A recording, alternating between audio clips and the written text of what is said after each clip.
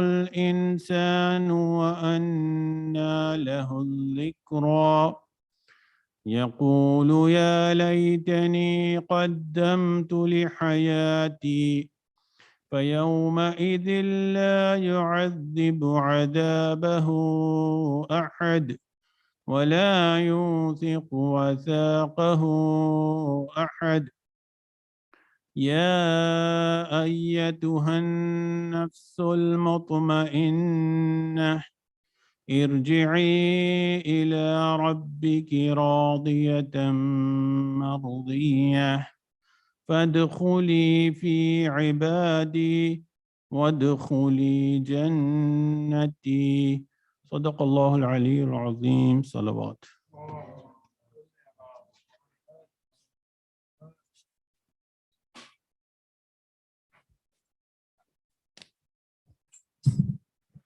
Thank you, Brother Reza, for reciting Surah Al-Fajr. A'udhu billahi minash shaitanir rajim. Bismillahir Rahmanir Rahim. Assalamu alaikum wa rahmatullahi wa barakatuh. Thank you all for continuing to attend programs, and especially to everybody that is here on time. Inshallah, we should have enough time for all of the scheduled items in today's program. So inshallah, we'll start with poetry recitation by Brother Muhammad Hassan. Welcome him with the salawat ala Muhammad wa ali Muhammad.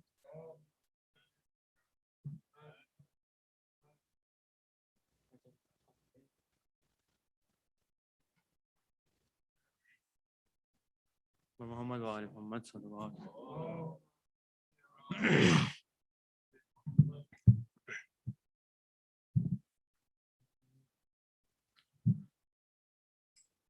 آج بھی زینب کی آتی ہے صدا بھائی حسین آج بھی زینب کی آتی ہے صدا بھائی حسین تیرا چہرہ تیری آنکھیں بھول کب پائی حسین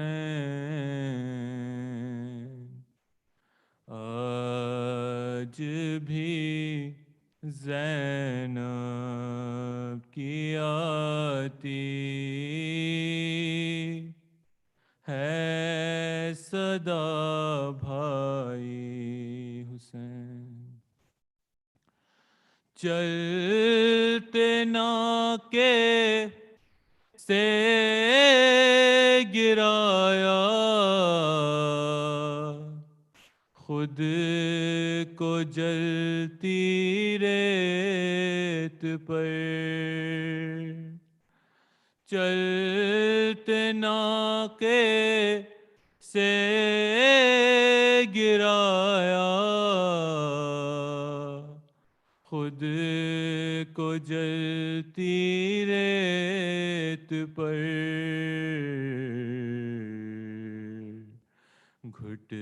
گھٹنیوں کے بل میں تیری لاش تک آئی حسین بس میں گھبرائی تھی خنجر تجھ پہ چلتا دیکھ کر بس میں گھبرائی تھی خنجر تجھ پہ چلتا دیکھ کر پھر کسی مشکل میں گھر کر میں نہ گھبرائی حسین. کون تھا جو مرنے والوں میں نہیں تھا خوبرو؟ بھولنے بیٹھی تو کس کس کی نہ یاد آئی حسین. بہہ رہے تھے آنکھ سے آنسو تیری رخصت کے وقت،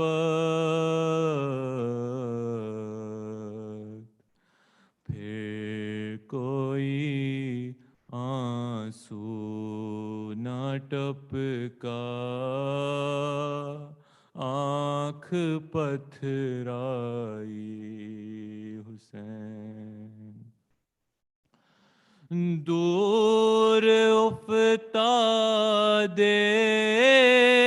سفر سے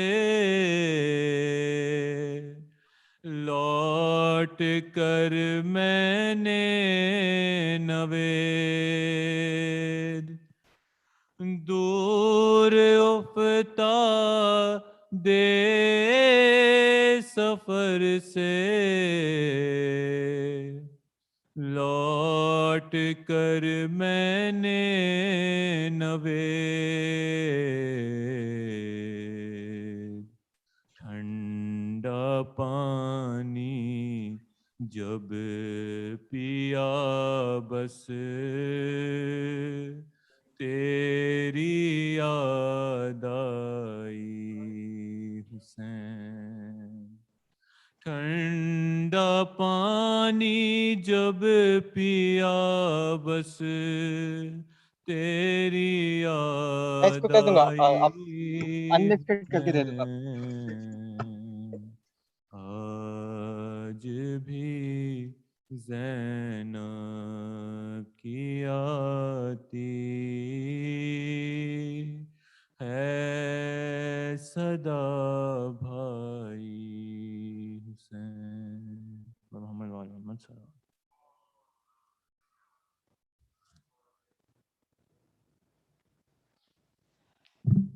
Ahsan, thank you, Brother Muhammad Hassan. Inshallah, next we'll have Brother Samiullah with a recitation in Farsi. Salawat ala Muhammad wa ali Muhammad.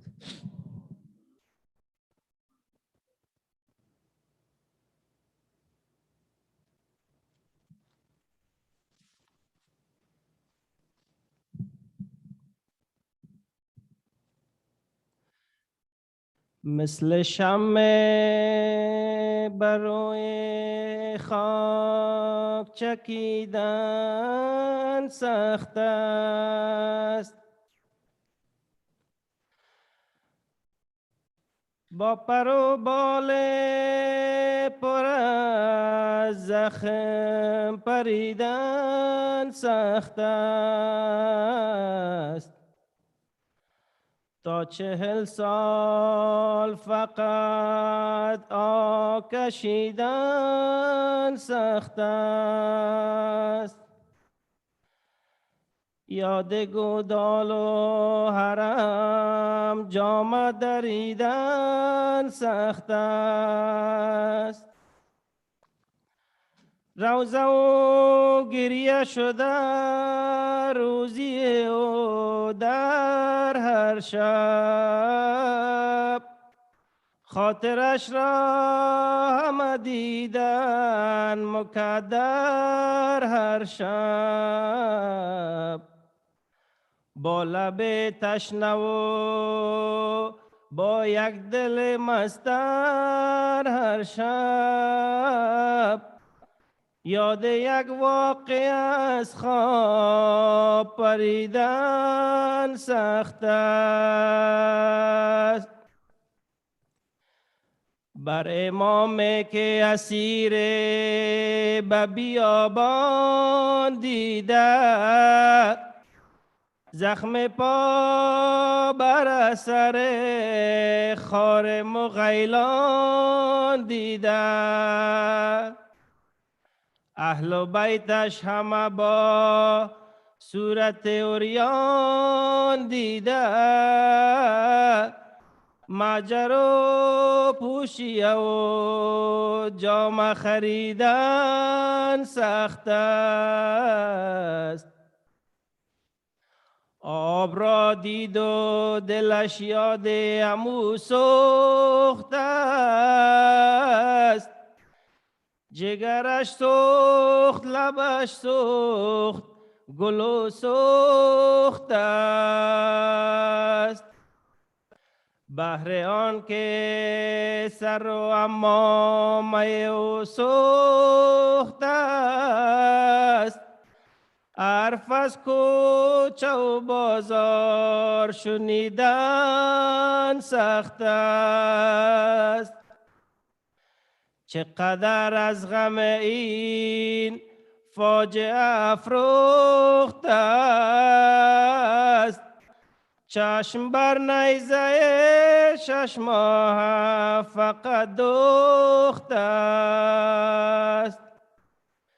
یاد القوم علی انجر او سوخت است، این وسط حرمل را یک سر دیدن سخت است. پیش آن کس که شرر بر جگرش افتاده، خنجر کن به جان پدرش افتاده، دیده که در ته گودال سرش افتاده، تشنه لب کشتن مذبوح شدیدن سخت است. یک نفر که شده گریان پدر تا حالا، یادش افتاد تن خونی بابا حالا. بوریایی که خودش دید و حالا، دم آخر کفنش را طلبیدن سخت است. مثل شمع بر روی خاک چکیدن سخت است، با پر و بال پر از زخم پریدن سخت است. صلوات محمدی.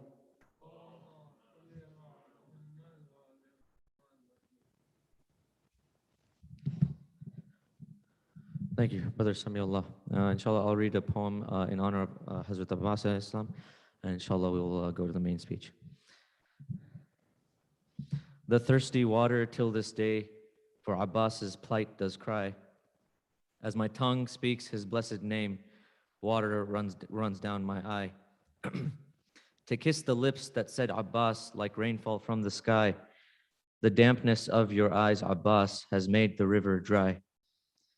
O mighty king of lions, you made the Euphrates thirsty, and until it drinks your thirst, Abbas, it shall remain thirsty. Water worshiped your loyalty, your slave it had become.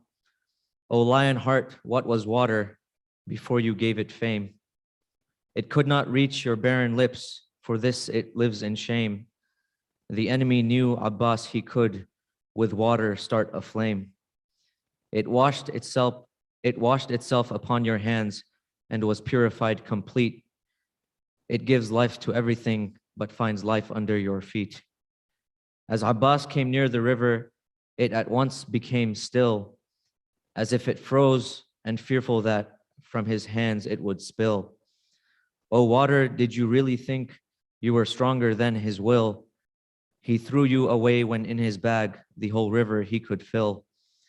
When he put water in his hands, his heart began to melt. He thought about Sakina and the thirst she must have felt. Water upon this arid land why do you still remain? The thirsty souls that needed you with swords have all been slain. Peace be upon those patient children who not once did complain.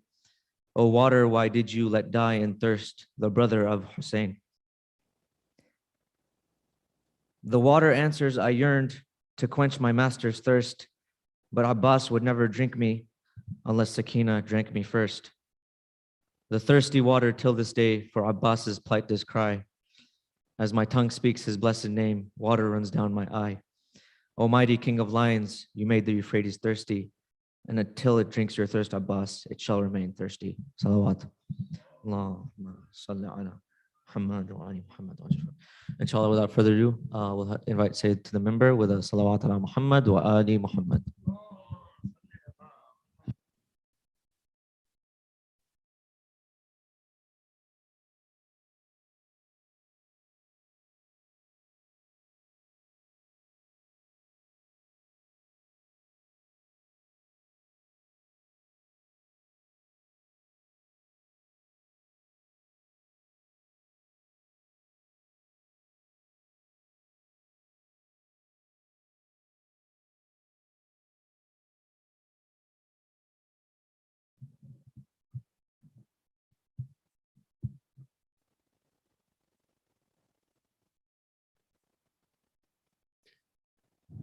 Please recite a Surah Fatiha for our marhumin, the marhumin of all mu'minin wal mu'minat. أعوذ بالله من الشيطان الرجيم. بسم الله الرحمن الرحيم.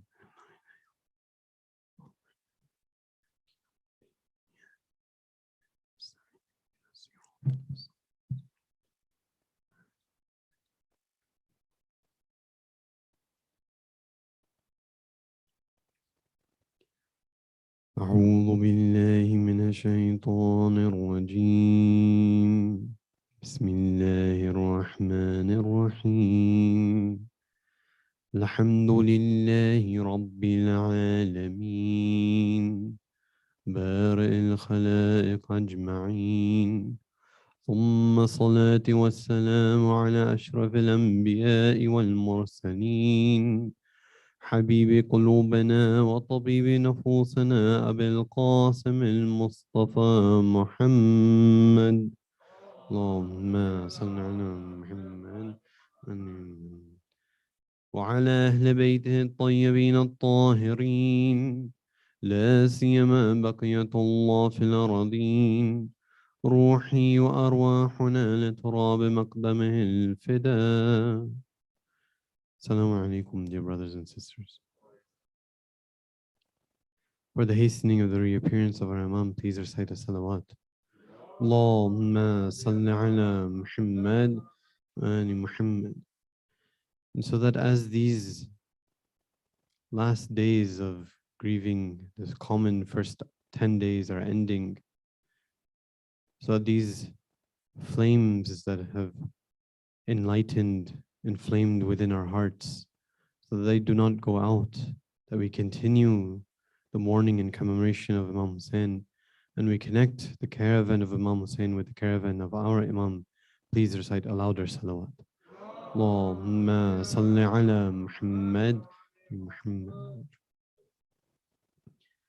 We'll just go over a few reminders of where we left off, not yesterday, but the day before. We were talking about friendship and family.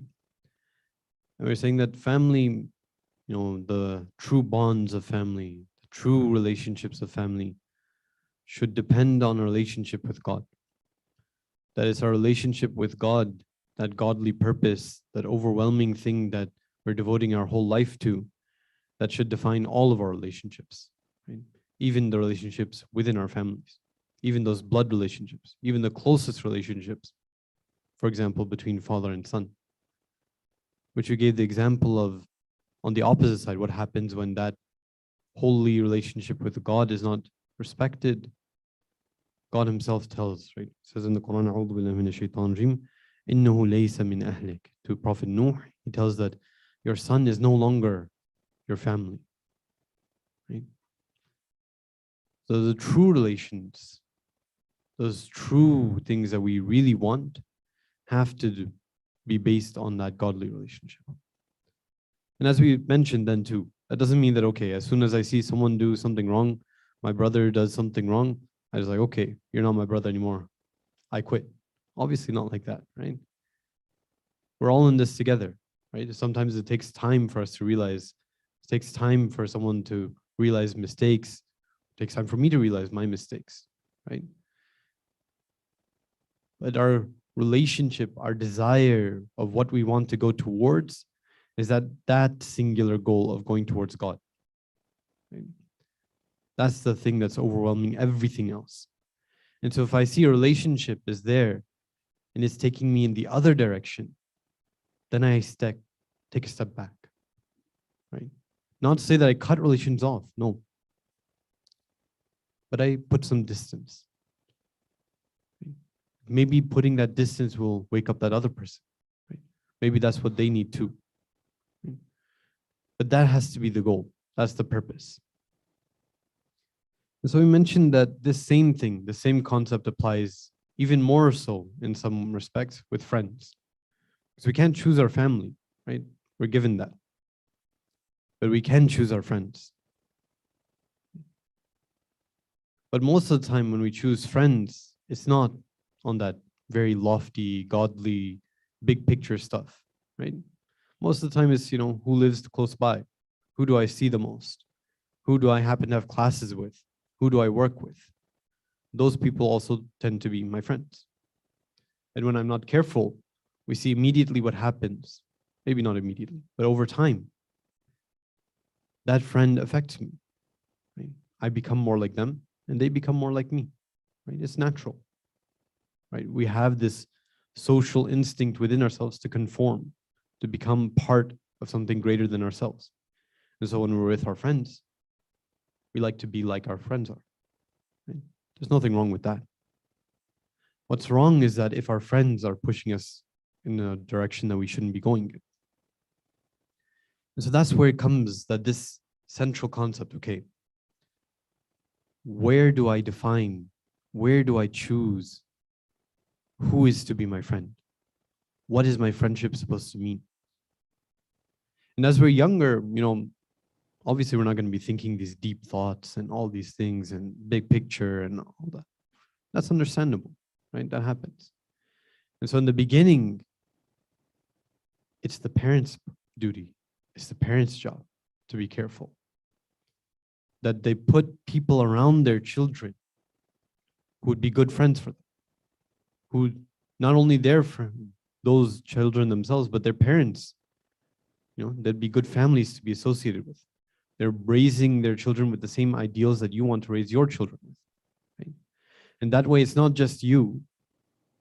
There's a whole sort of circle, a close circle of safety, right? Beyond just that nuclear family.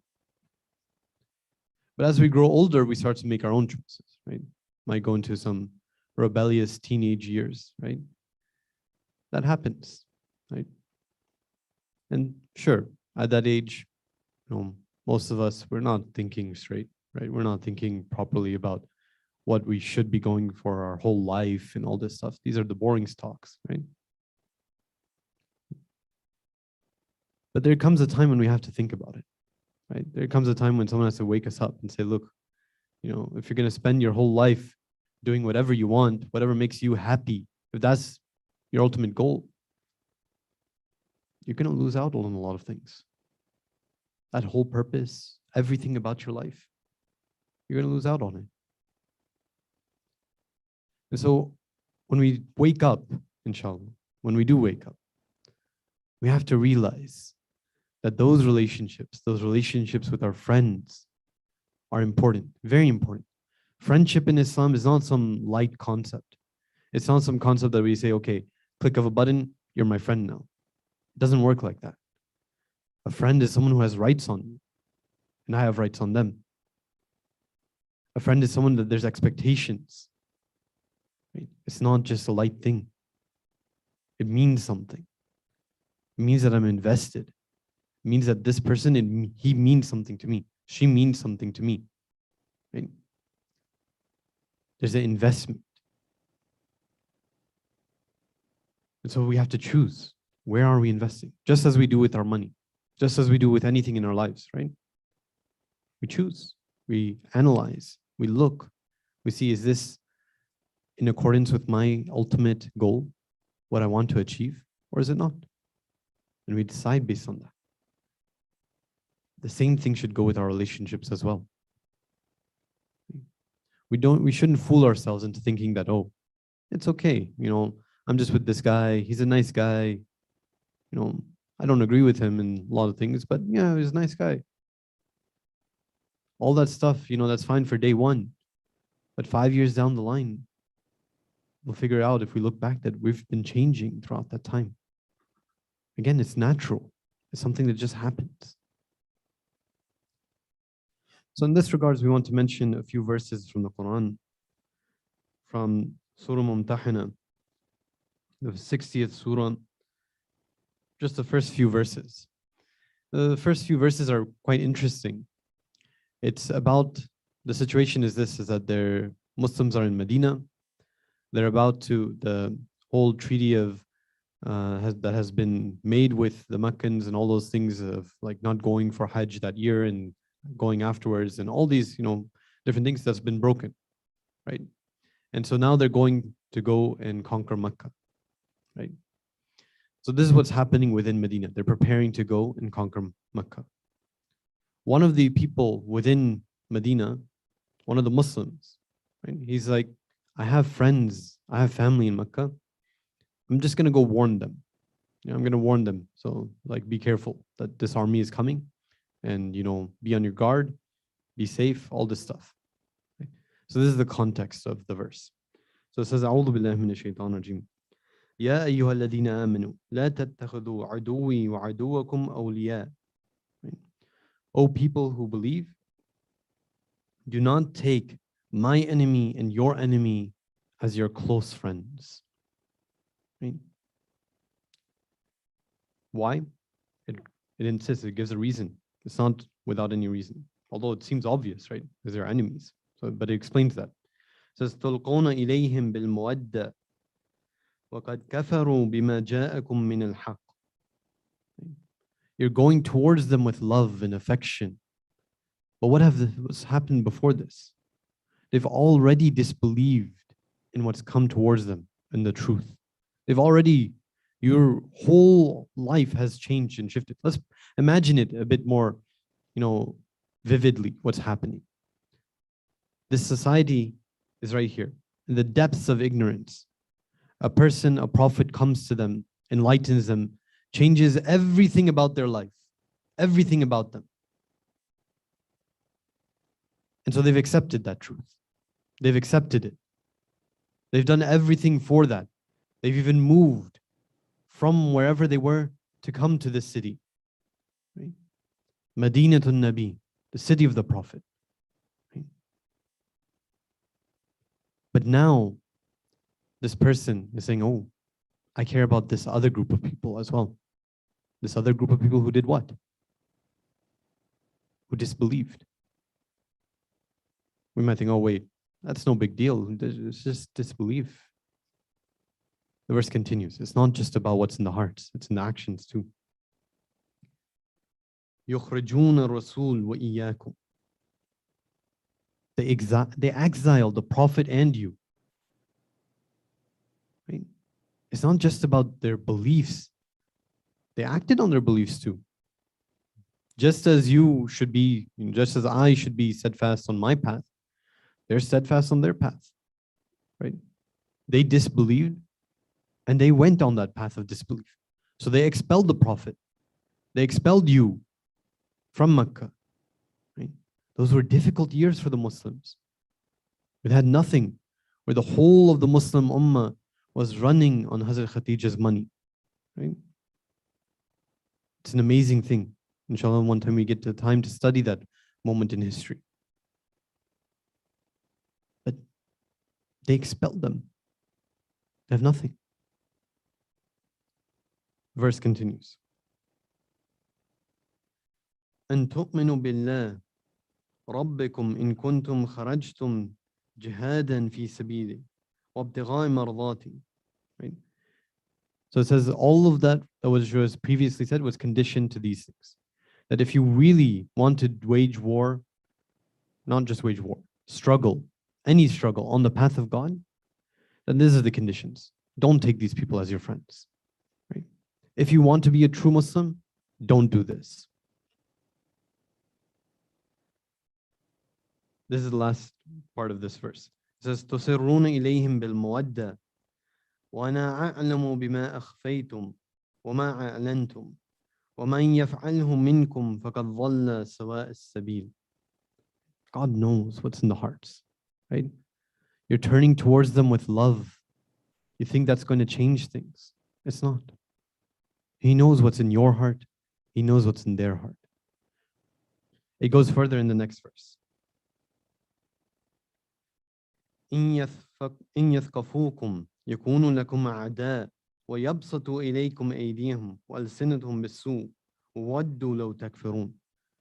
You think that just by showing them this love, this compassion, this letter, that everything will be okay, that now they'll be they'll wish the best for you in whichever way that you want to go? No, they want you to become like them. They want you to become a kafir, to disbelieve, right?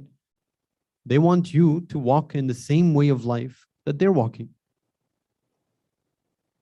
It's not compatible. They're two opposite ways of life. If my whole life is geared towards God and someone else's life is geared towards disbelieving in that same God, they can't coexist. It doesn't work. One way or another, if we try to force it to work, someone will be giving something up. No matter what. Otherwise, sure, we can have a relationship. There's no doubt about it. We're in this society, right? There's plenty of relationships that we have. But those relationships, those are surface level stuff about benefits, about, mutual benefits, right? I'm studying something, someone else, knows this topic, knows the subject better than me. So I go to them, I ask for help. So they teach me, they tutor me. And so I benefit. That works out, right? Maybe I had to pay them. Maybe they, maybe they did it out of their own goodwill. Sure, we're not denying any of that. But at the end of the day, what is our whole life about? If it's not about reaching Allah subhanahu wa ta'ala, then we're losing out. And if it is about reaching Allah subhanahu wa ta'ala, then there's only two ways forward. Either I deepen that relationship and I take that person with me, or sorry, three ways. Or that friend takes me with them away from my path. Or we cut our ties, or not cut our ties, but our ties lay on that surface level, and that's it. That is the stark reality. Right? Let's not fool ourselves. And if we see it in any other way,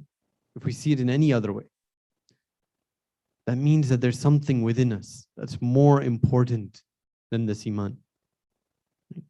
And this isn't to say, not to say at all, that we won't find good people who aren't Muslims. No, we will, definitely. And when we see them, we want them to become Muslims. Right? It's not just, oh, yeah, this is a great person, and then that's it. No. If I see someone who's really great, who has really nice, ethics, morals, really good person, then what I want is for their life to be devoted to the truth too. And so I want them to be a Muslim. Right? That's what it boils down to. If I don't want that, that means I don't want what's best for them. Right? And which means, at the end of the day, that I have to go back all the way to the beginning and see, where is it that I'm linking things in my mind? What is it that's most important to me? What do I truly believe in? Am I truly, truly believing in God in a way that He's overwhelming of every aspect of my life? That's usually our problem. We take these things for granted. We say, yes, la ilaha illallah. That we just stick to the words. We don't go into the depth of what it means. The verses continue. But I want to go and skip ahead towards the 4th verse in this surah, because it's a shocking sort of example for us. It says, أعوذ بالله من الشيطان الرجيم. قد كانت لكم أسوة حسنة في إبراهيم والذين معه. It says there's a really good example for you. In who? In Ibrahim and the one who are with him, right? Prophet Ibrahim. It says, إذ قالوا لقومهم إنا براء منكم ومما تعبدون من دون الله كفرنا بكم. It says that we are separating ourselves from you, everyone else, and whatever you worship other than God. كفرنا بكم. We're just completely dissociating. Complete, this harsh language. وبدأ بيننا وبينكم العداوة والبغضاء أبدا. And between us, there's hatred and enmity forever. Until حتى تؤمنوا بالله وحده. Until you believe in God, the one God. We look at this verse and we might think, why is it so harsh? Why is it, that it's that big of a deal? Right? Why can't we just be friends? Compassion, love for all. There is that. There is no doubt. There is compassion for all. There is love for all. But let's not trick ourselves. What that means by having compassion and love for all is this desire for all of them to come towards the truth. It can't be reflected in any other way. And so everything is from that lens, the lens of the truth. Because we're not deceiving ourselves. When we say we believe in God, it's not for, again, as for some arbitrary reason. It's because we believe in Him because it's the truth. It's the reality. It's what's there. And so when we see people, whoever it is, not on this path, then we want them to come onto this path. And if we don't have that, if they're separated, they're insistent on their way, we're equally, not just equally, much more insistent on our way. So that means there's a separation. There is a separation. Let's not fool ourselves. It's inescapable. And that isn't something that should sadden us. It isn't something that, should be like, pat ourselves on the back. No. It's a natural thing that happens. Look at it in any other aspect of our lives. The same thing happens. You have a core value that you value a lot. Someone else is against it. If you value that thing, whatever it is, let's take it's the easiest way to do it is like this. Children. Parents, when they have children, priorities shift, right? All of a sudden, more things become more important. They used to have a friend. That friend, maybe they, used to swear a lot, say a lot of bad words, right? Before they had children, it's no big deal, right? They're adults, those are adults. It's no big deal. But now that they have children, they think to themselves, do I want my child to be around this person? They say no. And so they insist, right? They insist because that's their priority. That's what's important to them. And if that friend can't handle it, they step back. It's natural. It happens whenever we truly value something. It polarizes. And that's okay. That's how it should be. Now, when we look at things, when we look at ourselves, we see that within this society that we're in, things are a lot difficult, very difficult. Speaking as someone who, went to public school in America, grew up here, I know, right? It's difficult. The peer pressure, what you're surrounded with, all these things, right? Things that are very subtle sometimes. Like sometimes I feel like, when adults talk about peer pressure, right? And I'm saying adults as I'm not an adult, but as those adults, when they talk about peer pressure, right? They don't really know what they're talking about, right? They think about like, someone's going to come up to you and say, hey, you take some drugs. And they're like, don't fall under peer pressure. It's not like that, right? It happens when it's completely surrounding you. You don't even realize it's happening, but it's happening. You don't realize that it started from day one, but it happened. Day 300, you look back and you're like, oh, what happened? I'm different now. That's the peer pressure. That's the subtle stuff. That's the dangerous stuff. That's what we're surrounding us in this society, right? So we have to be on our guard. We have to be careful.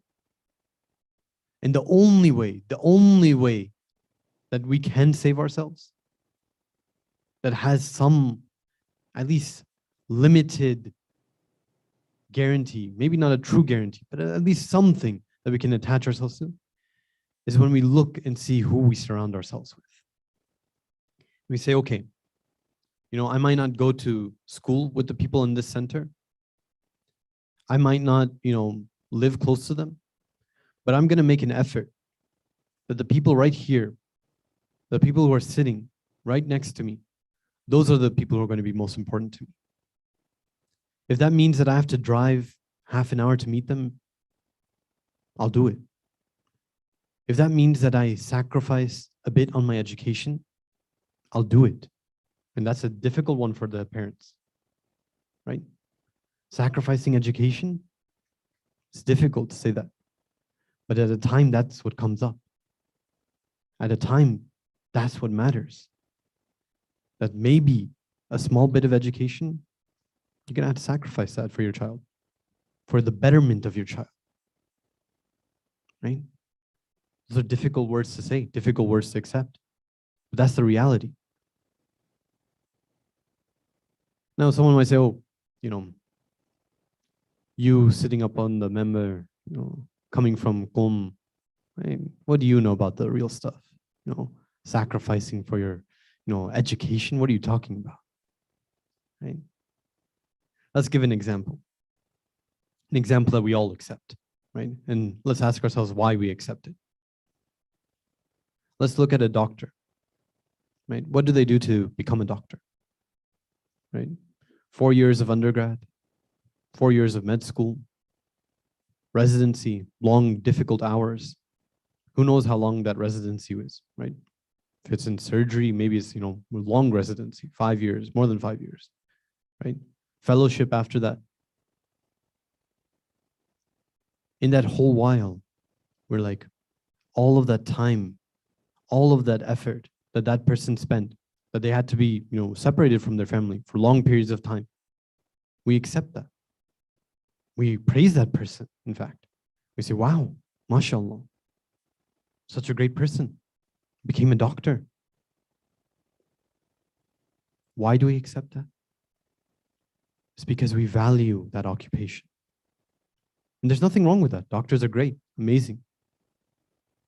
Right? There's no doubt about that, right?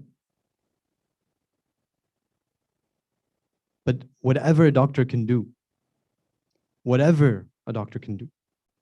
right? That doctor part of their life, it's just a part of their life. It's just an occupation. That doesn't define them as a person. We're talking about something greater than that. We're talking about who we're going to be, not just in this world, but in the next. And if that's what we really believe in, that there is a next world, that's where all the real stuff is, that everything in this world is just little and fleeting compared to the next, then all of our efforts for that world should overwhelm anything that we do in this world. It should be nothing in comparison. And so if we see a doctor and we say, okay, this person, I understand why, they went away from their family. They had to do it. You don't get a residency wherever you want, right? You have to go wherever you get it. You don't get a job wherever you want. You have to go, right? Wherever you get it, that's where you have to go. Let's think about that for other things too, in a deeper way, in a more meaningful way. Where are we going to guarantee our iman, our children's iman? Let's move there. If it's worth it, let's do the effort to go and get it.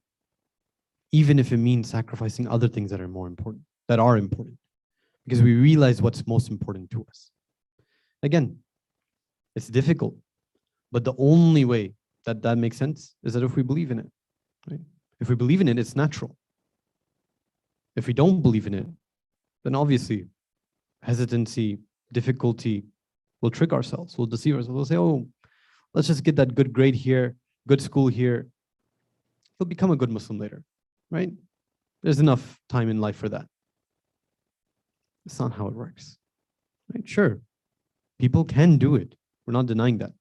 People can survive. God is merciful. God is compassionate. He gives us way after way after way after way. But do we want to sort of risk ourselves, put ourselves, in a lottery and say, maybe by chance we come out of this? We don't want to do that, neither for ourselves nor for anyone we care about. So we have to take the tough decisions. But that leads to an even bigger question. What if I want to be in a place, in a society where there are no tough decisions? Where I can be like, I can have that best education and have that Iman guarantee, right? Good in this world, good in the next, everything, right? The ideal stuff. What if I want that? In return, I'll say this, that's the goal. That's what we're working towards. That's what we should be working towards. But working towards that requires effort. Right? Please recite salawat ala Muhammad wa ala Muhammad.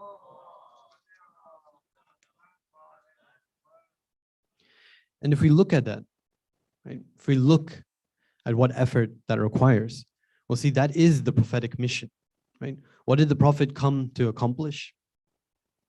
He says, "Inni bu'ithtu li'atimma makarim al-akhlaq." Right? I came here to complete the best of ethics, the best of morals within us. He came here to make us humans, right? Whatever defines us as true humans, he came to make sure we're actually living up to our potential. But how did he do it? Let's take a step back and see, what did the Prophet do, right? Maybe we can do something similar for ourselves in our communities. If we look at it, we see that the Prophet didn't go just like this and he went, sometimes we imagine that, the Prophet went to every individual, taught them, trained them, they became a Muslim, then went to the next individual, then went to the next individual, then went to the next individual. That's not how it worked. Maybe for some people, maybe in the very, very beginning, it was like that for a few people, very few people. But after a while, it's macro scale. Went to a city, made a whole society from scratch, right? Those two tribes that were fighting in Yathrib, what used to be, Medina's old name, they were like, we're tired of all this fighting. We need someone to come. We've heard about your religion.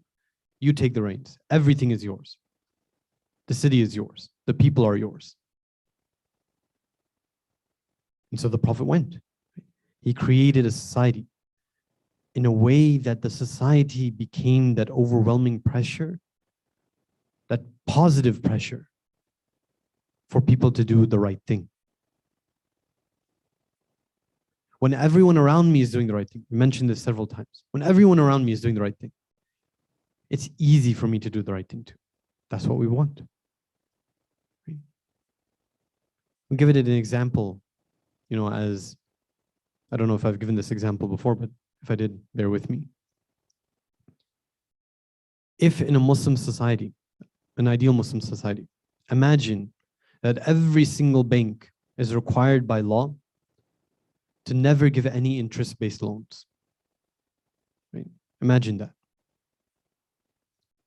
Would someone ever be able to open an interest-based bank in that society? They wouldn't, because no one would go there. Right? When there's an interest-free option, why would they go for an interest-based? Even if technically, if you look at it, sure, an interest-based bank, it's going to give the bank owners a lot more profit. Right? It's something that, from a capitalistic perspective, is much more profitable. no doubt about it. Right? That's the way that you would go. But if the rules, if the overwhelming flow is in one direction, it doesn't allow for that counter way to go. It doesn't allow for it. That's what we want. We want to live in a way, in a place, in a circumstance, in a society, in a community, where the overwhelming pressure is to do the right thing. Whereas doing the wrong thing, it would require true determination to be able to do it, right? That's the ideal. That's what we want to work towards. And so someone might say, oh, you're right. It's the ideal, right? How are you ever going to accomplish that? Right? Let's look at what the Imams did. We might say, okay, the Prophet, he had everything in his hands. He was able to do the stuff, right? He made Medina. He made all those things. And so we saw what he was able to do. Imam Ali eventually, he has 4 years where he's ruling. So maybe he's an exception too, right? He has that authority. What about after that? Right? No one has anything. None of the Imams have a seat of authority except for the 8th Imam. And even that is just, a fake, just a show. It's not a real thing, right? Right? Our 8th Imam, Imam Rada alayhi salam, Allahumma salli ala Muhammad wa ali Muhammad. He accepts to be the successor, right? But he says, look, I'm not going to be involved in any of your governmental decisions, right? I'm separate from that. Says it from the beginning, right? I'm not part of this government. Right? He separates himself. So the authority that the Imams had is very limited from the obvious perspective. They're surrounded by enemies. Bani Umayyah, they hated the Ahlul Bayt. Bani Abbas, for all of their cries of wanting to take revenge for Imam Hussein, they were even worse enemies of the Shia and the followers of Ahlul Bayt. But what do we see? Year after year, within those times, the Shia are increasing in number, influence. How? It's because of a central secret. They had tight bonds with their Imam. They had a central place to go to. And so if we want to do that, right, the very first step is that we look at the bonds between each other. We say, look, if I want to build that society, it requires bonds between us. It requires us to be in this together. It requires us to be invested, completely invested. Let's give an example of complete investment. When the Prophet went to Medina, what happened? He took a lot of people from Mecca with him, right? A lot of them, but they had nothing with them, no property, nothing. None of their possessions came with them, right?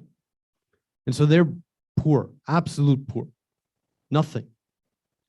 He comes to Medina and he has this oath of brotherhood between one person of the Ansar, one person of these helpers, and one person of these people from Mecca, right?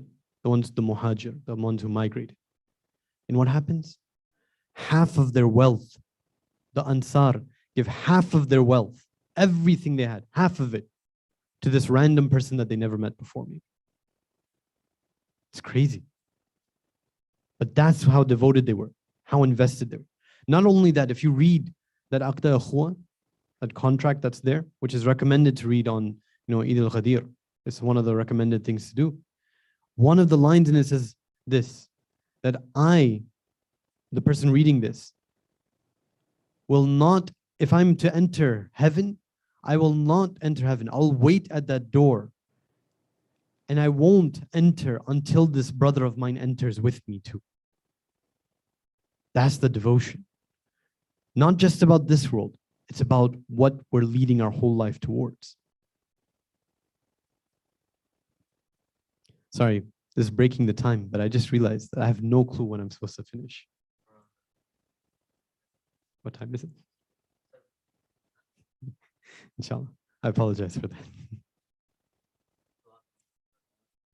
Allahumma salli ala Muhammad wa ali Muhammad wa ajil faraj.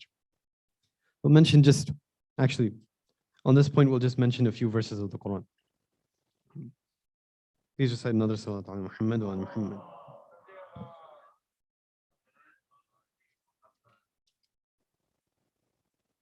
So in this verses of the Quran, it lays out very precisely about who to be friends with, who qualifies for this close friendship and who doesn't.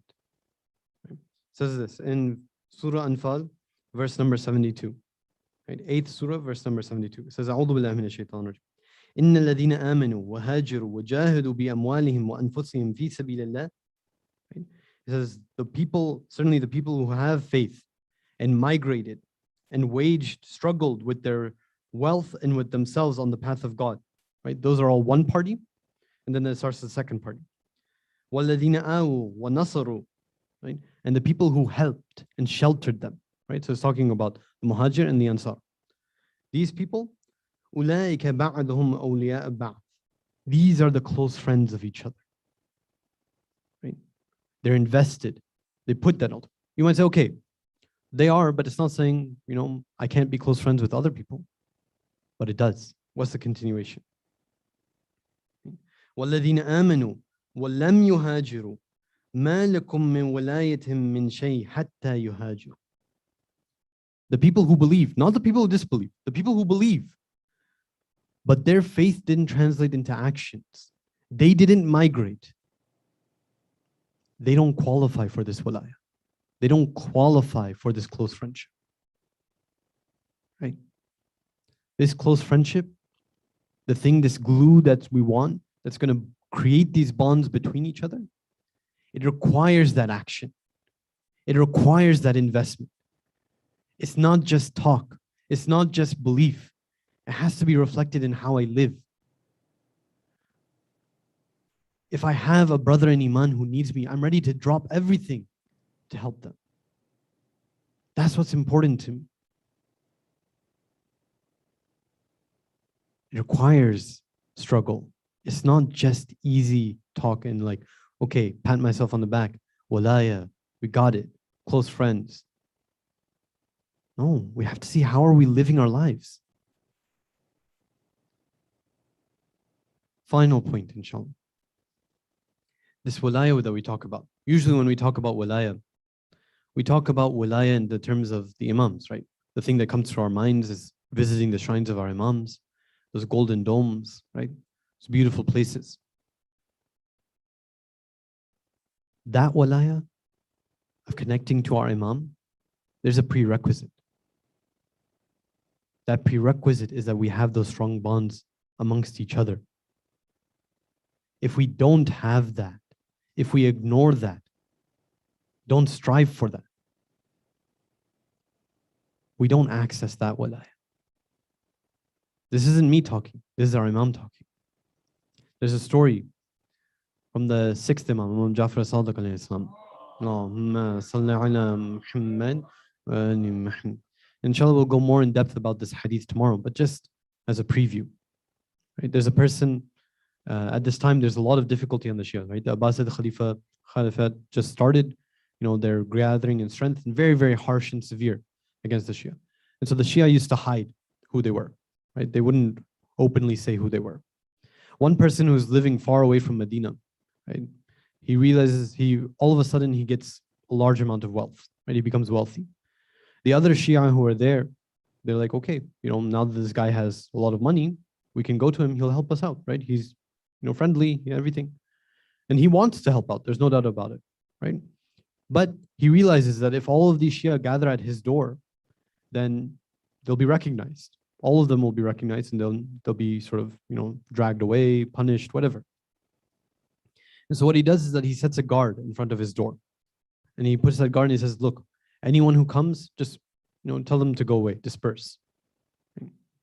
After he does this, he decides that he wants to meet Imam Sadiq alayhi salam. And so he goes to Hajj, right? At that time, the only way to really meet the Imam secretly was to go for Hajj. Because before Hajj, since it's such a major thing that happens, in the months preceding it, people would stop outside of Mecca and they would have all these trade and all these things and lots of hustle and bustle and all these things. And so if people wanted to meet the Imam in all of that confusion, it was, practical. People could do it without someone watching. And so he goes to Hajj, wants to meet the Imam. He says salam to the Imam. The Imam turns back to him.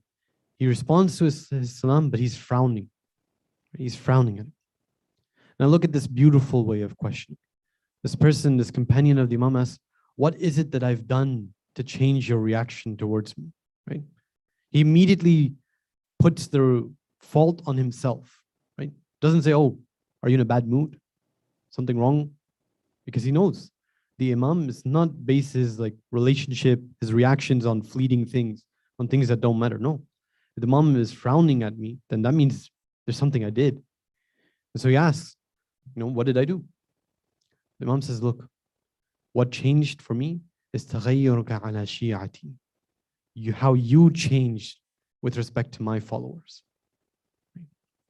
It's a lengthy hadith. Within the continuation of the hadith, the Imam says specifically that if you want to reach my walaya, the walaya of the Imam, you cannot do it except with the walaya of these Shia that are around you.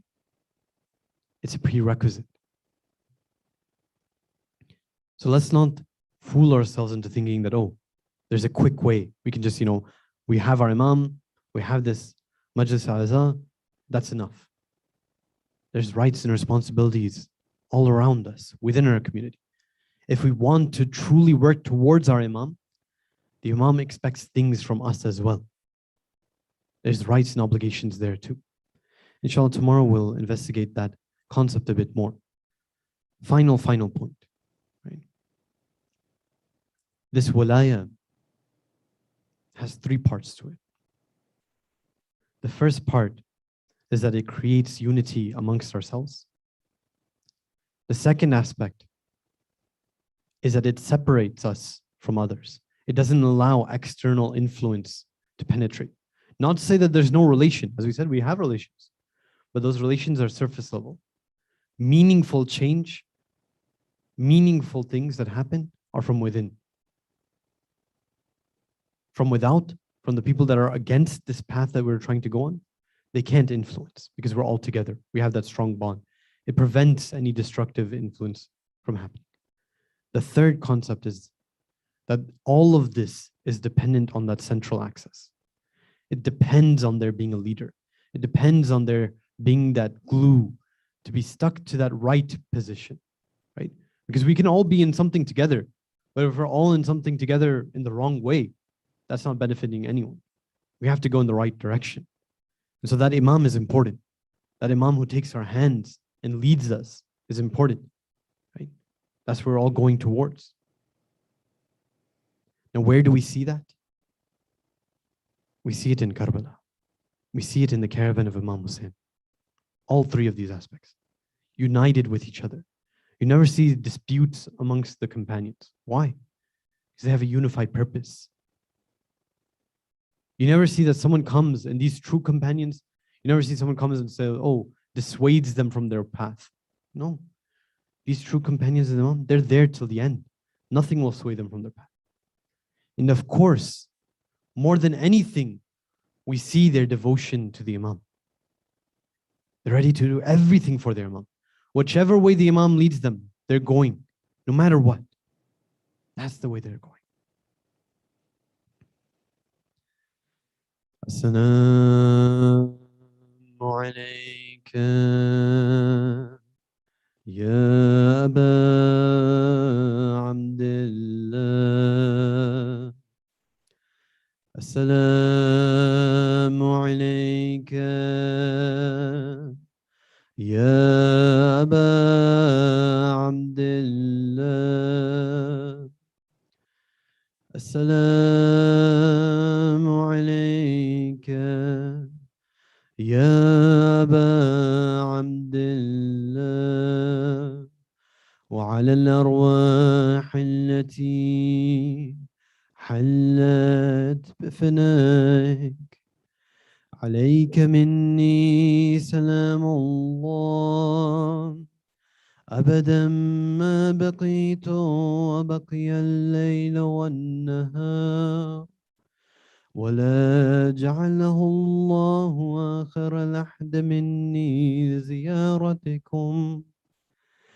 السلام على الحسين وعلى علي بن الحسين وعلى أولاد الحسين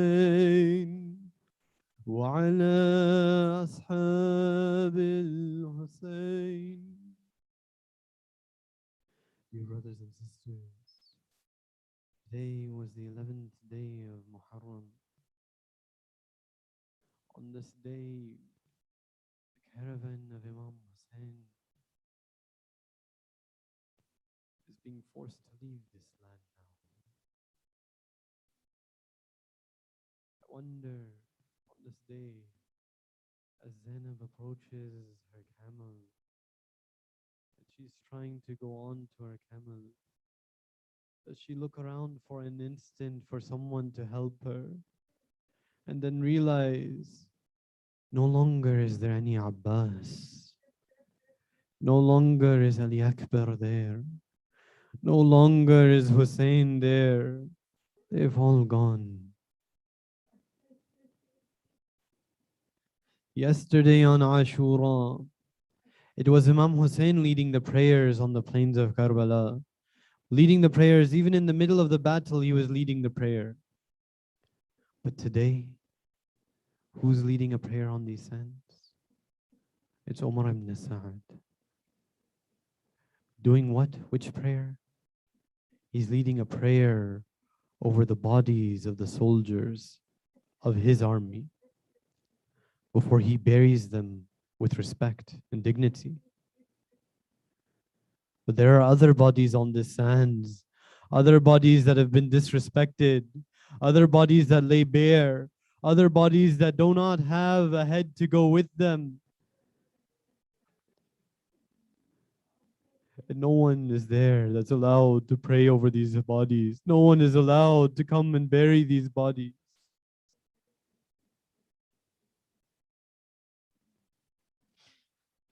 The women, before leaving this plains of Karbala, they insisted for one thing. They say, we want to visit the Shuhada. We want to visit these martyrs. They visit these martyrs and they see how they lay bare on the plains of Karbala. Once again, the cry of Zainab comes, Wa Muhammada, Hada Husaynun bil-Ara.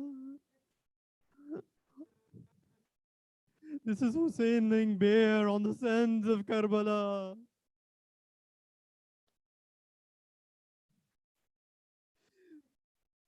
When hearing this, it's not just the ladies that cry. The enemy soldiers cry too. They cry when hearing this, when hearing Zainab cry out. But their cries, they have no value. Their tears have no use. Brothers and sisters, let's remember one thing. In the Quran, it says one thing about the Prophet, to tell that the Prophet should say this thing to his people. It commands the Prophet to say, O people, I ask of you no reward except one thing, except mawadda fil qurba, that you have love for my close family. How did the Ummah of the Prophet return this promise? How did they reward their Prophet? These bodies lay bare in Karbala. They remain without heads. Heads are raised upon spears. A tent is burned. Jewelry has been stolen from the women. Tears are crying, falling from the children. But this isn't the end. Let's look at how they take these women and children from Karbala. Is it with a little bit of dignity? Is it with a little bit of peace, with comfort? No. They put them on camels without saddles, bare. the most uncomfortable way imaginable. That's how they transport them. Think about where they're going. I wonder, does Zainab wonder? Previously, when she was in Kufa, the last time she was in Kufa, how was it? It's when her father was ruling from Kufa. She was the princess of the city. No one would see her without respect.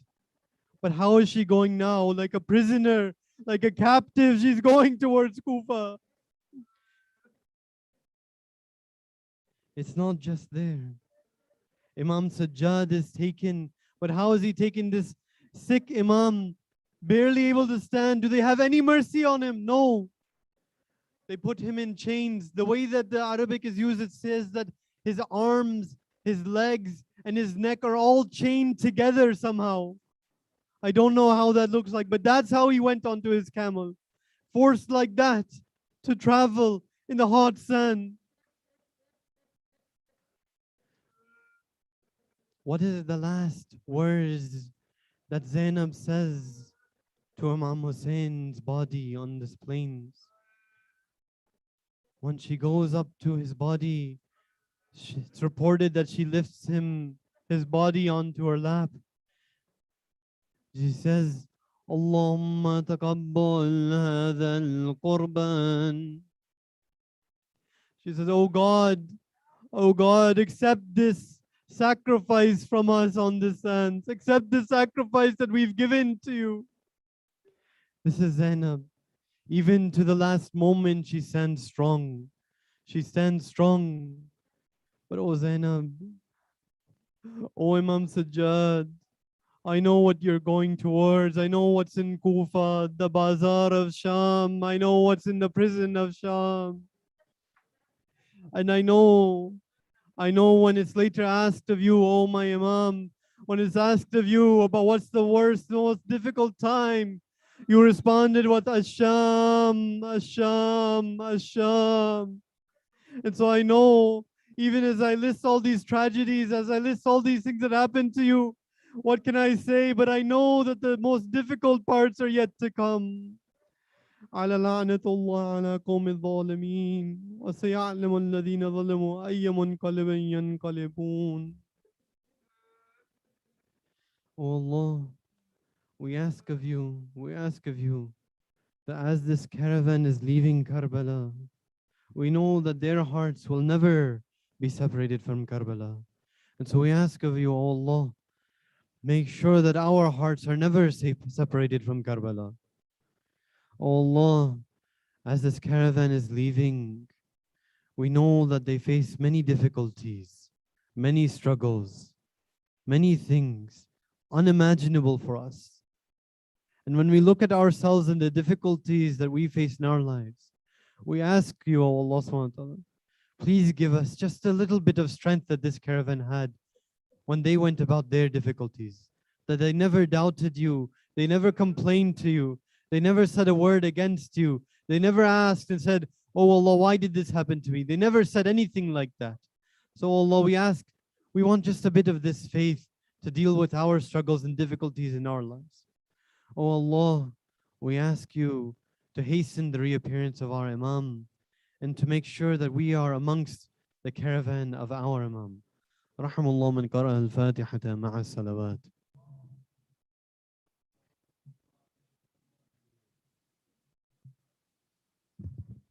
Let me and Salat outside, inshallah.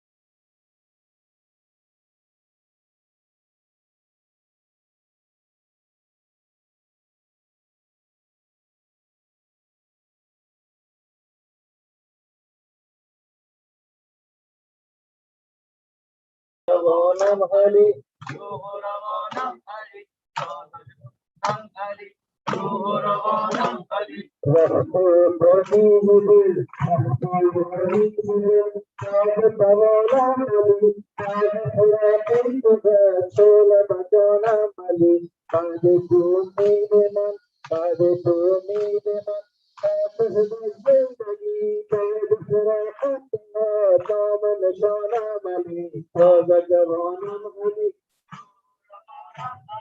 تازه جوانم علی روح و روانم علی تازه جوانم علی روح و روانم علی شرفی و سرسنت شرفی و سرسنت باد تو دلگیر شد بادر پیدا جهان از غم تو دیر شد در کف دشمن اسیر در کف دشمن اسیر تیر زمین گیر شد دوری دوری بکرد دل ز جانم علی تازه جوانم علی روح و روانم علی تازه جوانم علی روح و روانم علی تازه جوانم علی روح و روانم علی سلام ما سلام ما به همت و صبر تو همت و صبر تو سلام ما سلام ما بزایرین قبر تو بزایرین قبر تو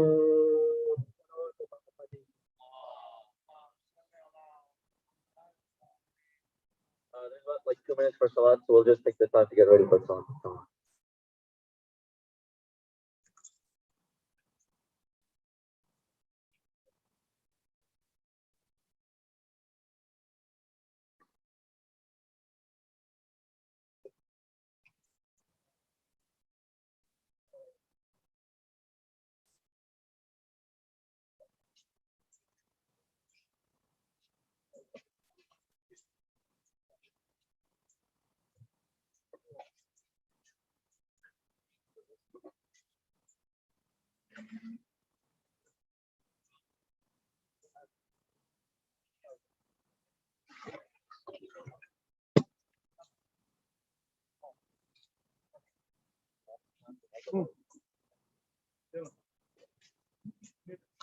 All right.